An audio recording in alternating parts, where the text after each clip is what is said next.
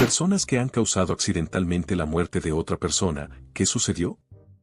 Historia 1, ya he publicado esto antes con más detalles, pero la versión resumida es que cuando tenía 16 años, choqué con un hombre de 87 años después de que se saltara un semáforo de alto. Estaba con él, sosteniendo su mano cuando murió en la acera. Tuvo un ataque al corazón. No pudieron determinar si tuvo el ataque al corazón antes del accidente, lo que explicaría por qué se saltó el semáforo, o si lo tuvo como resultado. Su familia fue muy comprensiva y estoy muy agradecido con ellos. Su hijo me llamó al día siguiente de que ocurrió y me dijo que su mamá había fallecido 6 meses antes, su papá había estado muy deprimido y, aunque estaban tristes por la forma en que murió, estaban contentos pensando que sus padres estaban reunidos. Historia 2, fue el cumpleaños de mi suegra, y su hija y yerno organizaron una cena en su casa para celebrar el evento. Mi esposa, nuestros 3 hijos y yo fuimos después del trabajo. Cuando llegamos a su casa en la calle sin salida y ya estaba oscureciendo, vi algo extraño en el césped entre la acera y la calle, cerca de su buzón. Cuando salí del coche, un hombre mayor, de 80 años o más, me llamó pidiendo ayuda para levantarse. Dijo que había salido a dar un paseo, tropezó y estuvo en ese lugar durante unos 45 minutos. Mi esposa y mis hijas entraron a la casa, mientras que mi hijo, que en ese momento tenía 12 años, se quedó conmigo mientras ayudaba al hombre a levantarse. Era un hombre maravilloso y comenzó a decir que esto era la guinda del pastel para su día, ya que se había quedado dormido temprano en la tarde en su sofá con un cigarrillo encendido, lo que incendió el sofá. Los bomberos llegaron, apagaron el fuego con poco daño y llevaron el sofá a la acera cuando terminaron. Para ese momento, mi cuñado había salido afuera con nosotros. Acompañamos al hombre de vuelta a su casa, que estaba a unas 5 puertas de distancia. Durante nuestro viaje, nos contó historias de su tiempo en la Marina durante la guerra, y lamento decir que no recuerdo de qué guerra dijo que había sido. Se aseguró de hablar con mi hijo sobre lo maravilloso que era que lo estuviera ayudando. Se presentó como Bill, y dijo que era el último bill sin pagar. Me pareció bastante ingenioso. Cuando nos disponíamos a irnos, nos pidió que le lleváramos su sofá de la acera de nuevo a la casa, no estaba seguro de por qué lo quería y no pregunté. Así que mi cuñado y yo movimos el sofá y lo colocamos junto a la casa, afuera de su garaje. Le deseamos a Bill lo mejor y luego regresamos a la casa para la cena. Cuando entré, noté que mi camisa olía a plástico quemado. Mi cuñado me dio una sudadera para que me la cambiara, y tuvimos una gran celebración de cumpleaños antes de que mi familia y yo nos fuéramos a casa unas 2 horas después. Alrededor de las 2:30 de la madrugada siguiente, sonó el teléfono. Mi esposa contestó y yo fingí estar más dormido de lo que realmente estaba para no tener que lidiar con una mala llamada a esas horas. Estas rara vez son buenas noticias. Era el departamento de policía del pueblo donde vivían mi cuñado y su esposa. Me hicieron preguntas sobre mis actividades la noche anterior cuando estaba en su casa. El maldito sofá se había vuelto a incendiar y había quemado la casa de Bill, matándolo en el proceso.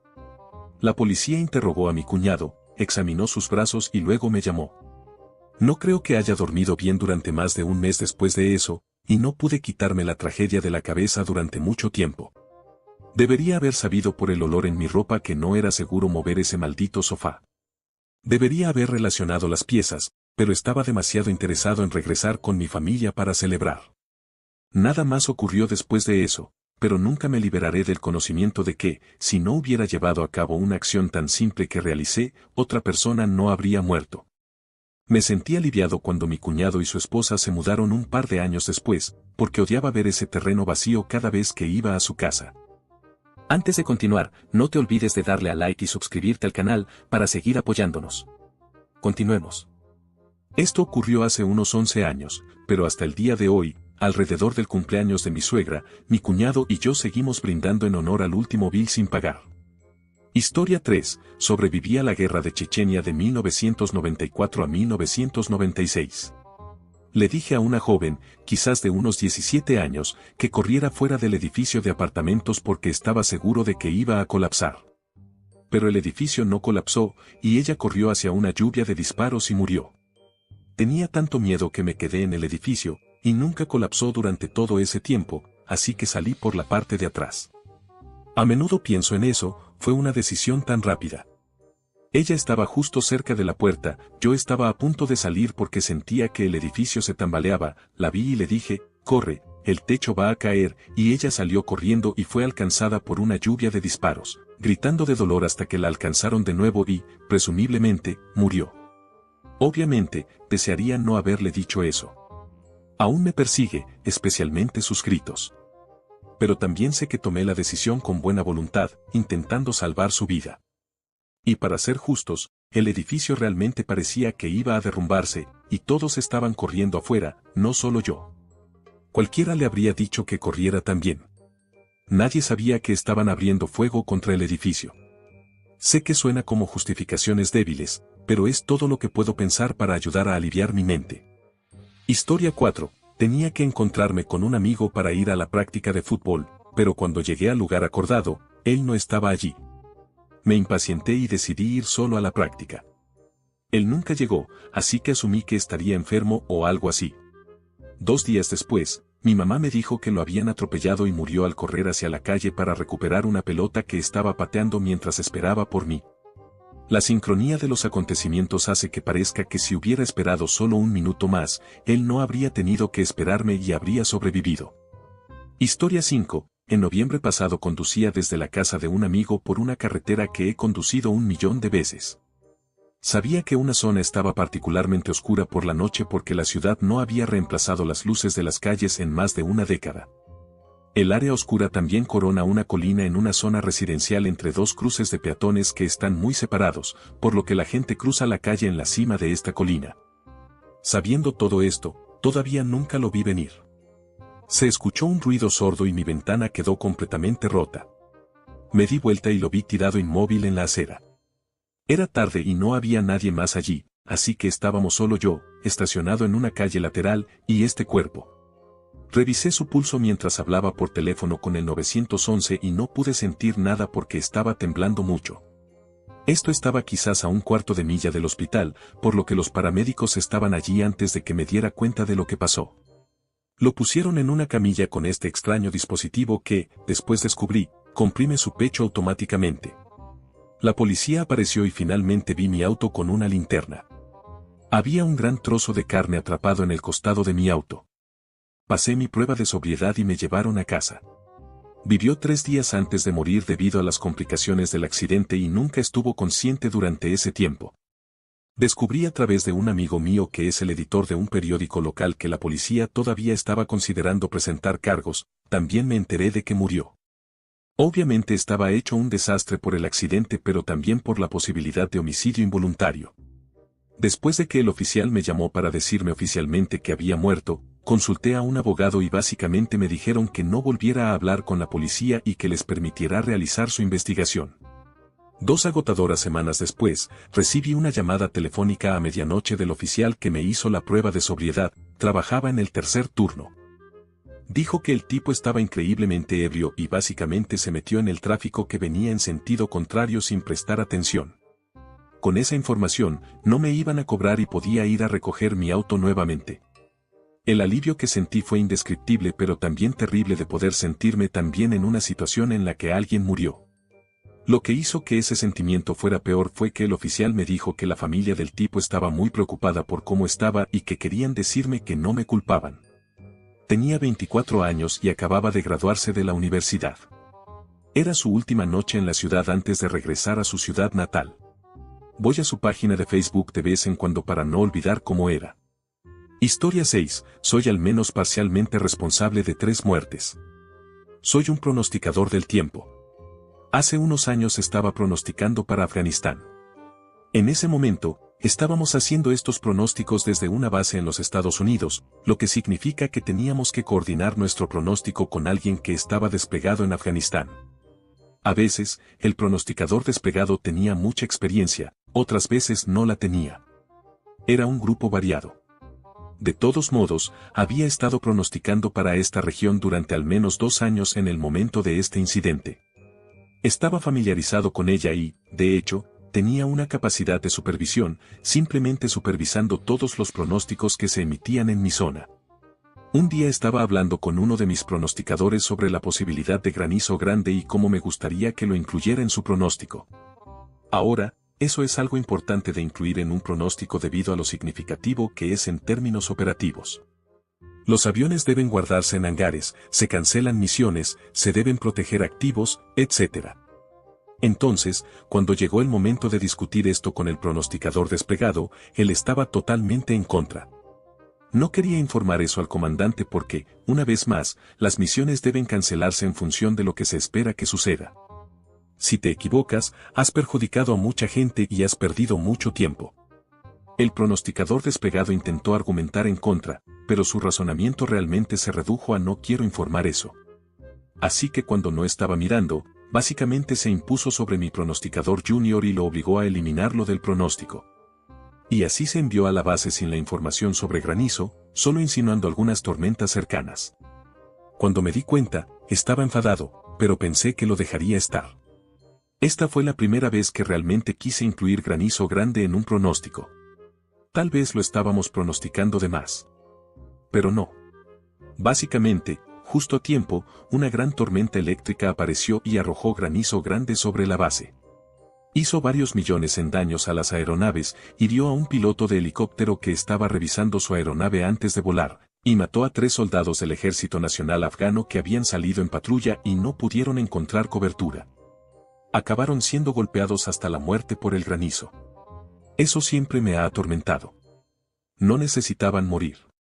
Sabíamos que existía la posibilidad y, básicamente, dejé que un pronóstico incorrecto saliera y los llevó a la muerte. Historia 7. 3 carriles de ancho en mi lado de la calle. Estoy en el carril más cercano al centro de la calle.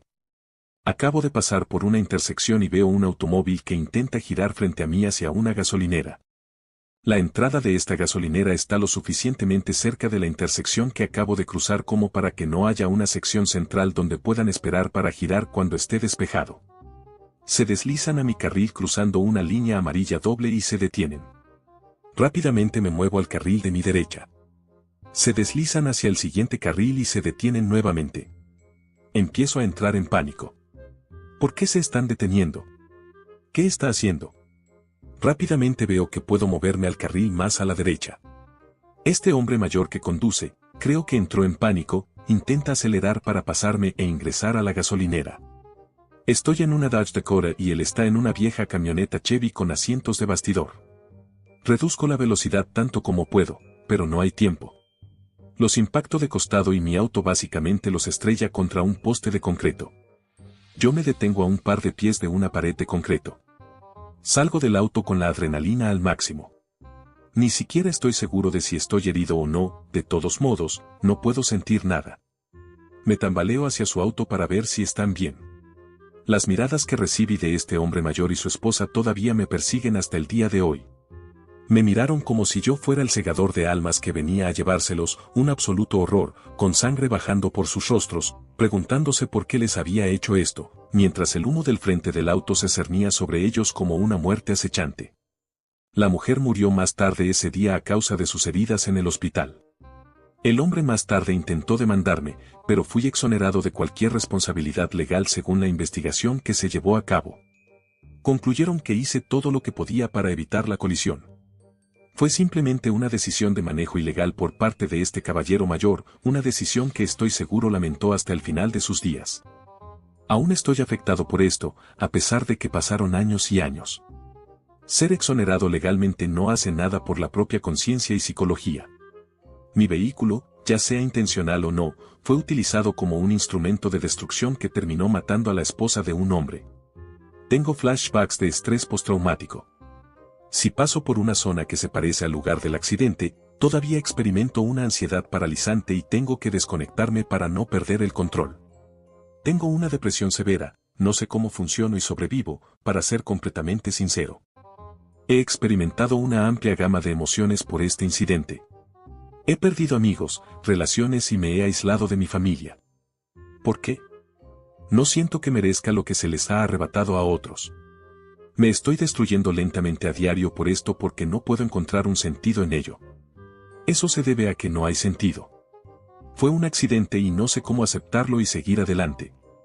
He probado diferentes tipos de terapia, he tomado medicamentos, he hablado con muchas personas al respecto y nada ha cambiado.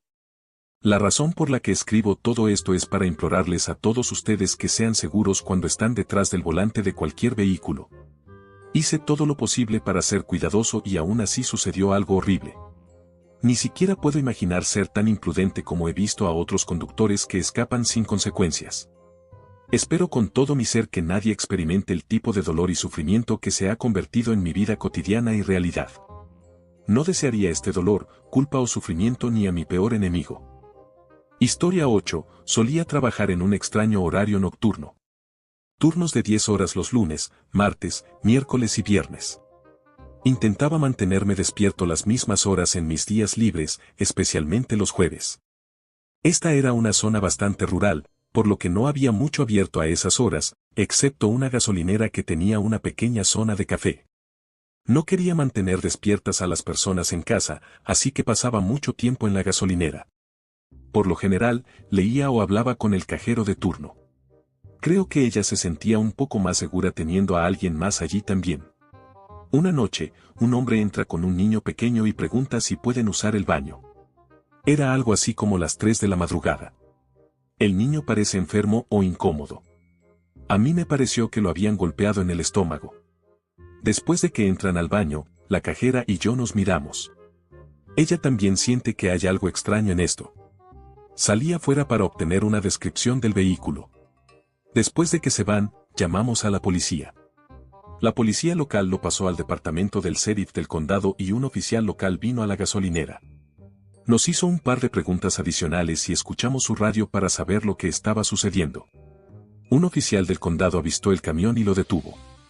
Después de que el oficial se bajó del auto, el camión retrocedió contra él y se dio a la fuga. La policía lo persiguió.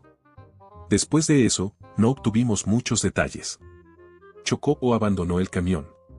El camión estaba en llamas y se disparaban municiones sueltas en su interior. Creo que el niño estaba en un lugar seguro, porque no supe más de él.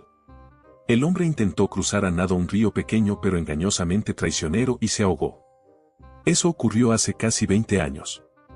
Si recuerdo correctamente, él era el padre del niño pero no tenía la custodia. Había sido liberado recientemente de la cárcel y el camión fue robado. Historia 9. Mi esposa y yo estábamos muy enfermos con la gripe. Mi padre cuidó de nuestros 2 hijos pequeños e incluso vino a sentarse a mi lado en el hospital. El día después de que salí del hospital, él contrajo la gripe y murió un par de días después. Todavía me siento culpable sabiendo que él no tenía que cuidar de mis hijos ni estar a mi lado en el hospital, pero lo hizo. Ayuda a saber que me amaba tanto que estaba dispuesto a poner en riesgo su vida para estar conmigo. Nunca imaginé que la gripe pudiera ser tan grave como para requerir hospitalización y mucho menos para matar a alguien. Me siento responsable y culpable por haberlo contagiado. Historia 10. Cuando tenía 18 años, trabajaba en el turno de noche en una residencia de ancianos como asistente. Parte de mi trabajo consistía en girar a los pacientes paralizados cada 2 horas para asegurarnos de que no desarrollaran úlceras por presión, entre otras cosas. Esta residente en particular tenía la enfermedad de Parkinson en etapa avanzada y sus músculos y articulaciones estaban rígidos y frágiles, y estaba en un estado catatónico. Mientras la giraba de un lado a otro, apliqué una ligera presión en su pierna para moverla un poco y esto le rompió el fémur. Dada su edad y salud, los médicos decidieron que la cirugía era peligrosa y tendría que sanar por sí misma, si es que sanaba. Debido a esto, ya no podíamos girarla, lo que resultó en úlceras por presión. Eventualmente, desarrolló una sepsis a partir de esas úlceras y falleció por un shock séptico. Siempre me he sentido muy mal por eso. Historia 11. No les he contado esta historia a muchos de mis amigos, pero compartirla me ha ayudado a comprender lo que sucedió. Eran alrededor de las 3 de la madrugada de un jueves de diciembre pasado. Yo vivía en Fort Lauderdale en ese momento. Estaba regresando de una fiesta en casa de un amigo, con los ojos bastante llorosos. Dormí unas horas y luego me subí a mi auto. Me estaba quedando sin gasolina, así que me detuve en una gasolinera justo al lado de la Enero de 95 antes de dirigirme al norte, a casa. Un tipo se acerca a mí mientras estoy echando gasolina y me pregunta cómo llegar. Era mayor y estaba un poco borracho. Parecía un navegante, y los navegantes son muy comunes en esa parte de la ciudad. Tenía un grupo de amigos navegantes, así que no me esbozó, pero inmediatamente lo descarté. Le dije que tomara la enero de 95 Norte. Se aleja a trompicones, se sube a su Vespa, las scooters son muy comunes en el sur de Florida, y luego se marcha. Entro, tomo una copa y luego me siento en mi auto durante unos minutos, me despierto, antes de irme. Llego a la autopista y estoy conduciendo hacia el norte cuando veo una tonelada de luces de emergencia que bajan por el lado sur. Recuerdo haber pensado, oh, algo está pasando. Empiezo a prestar más atención a la carretera frente a mí y también hay luces en mi retrovisor, que se encienden con mucha fuerza. Lo que sucedió después fue algo borroso. En la carretera se encontraron restos de cadáveres reconocibles, parte de un brazo, la parte superior del torso con la cabeza unida, sangre por todas partes. Trozos de plástico y metal en el camino y trozos de carne, órganos o algo así. No vi nada de eso hasta que estuve muy cerca, pero la imagen es algo que realmente me atormentó. Llamé a mi mamá, dijo que era incoherente y gritaba sobre la sangre. FHP revisó mi auto, que tenía sangre pero no tenía daños, al día siguiente, y el oficial me explicó que un hombre blanco mayor en un scooter había entrado en la enero de 95 Norte. Se fusionó de manera inapropiada y fue atropellado por un camión volquete, y su cadáver fue atropellado por varios otros vehículos, incluido el mío. Cerraron la enero de 95 durante toda la mañana, mucho después de la hora pico. El artículo de prensa decía que restos y escombros estaban esparcidos en un área del tamaño de un campo de fútbol. Vendí mi auto y me mudé. Los primeros 2 meses fueron muy duros, pero ahora me siento mejor. A pesar de temblar en el cajero automático. Historia 12, mi mamá es tailandesa y mi papá es estadounidense, así que paso la mayor parte del año en los Estados Unidos y los veranos en Tailandia. Cuando tenía 8 años, mi familia y la familia de mi primo estábamos en la playa en Chaam. El hijo de mi primo, James, y yo habíamos estado jugando en el océano durante horas en ese momento y ambos estábamos exhaustos. Desde que comenzamos a jugar, el agua se volvió mucho más violenta con olas grandes, ya que se estaba desencadenando una tormenta eléctrica. Tan pronto como mis padres escucharon el trueno, nos gritaron que volviéramos a la orilla y yo simplemente comencé a nadar de regreso sin verificar si James me seguía. Cuando llegué a la arena y me volví para mirar, no pude verlo. Estábamos mucho más lejos de lo que 2 niños de 8 años deberían haber estado y James estaba demasiado cansado para mantenerse a flote. No estoy seguro de lo que podría haber hecho una vez que me di cuenta de que no podía encontrarlo, pero no puedo dejar de pensar en ello, y cuando regreso al condominio allí, no puedo reunir el valor para volver al océano. Y con esto finalizamos el video. Comenta tu respuesta a esta pregunta en los comentarios, dale like y comparte el video si quieres apoyarnos. Un saludo y cuídense guapetones. Besitos.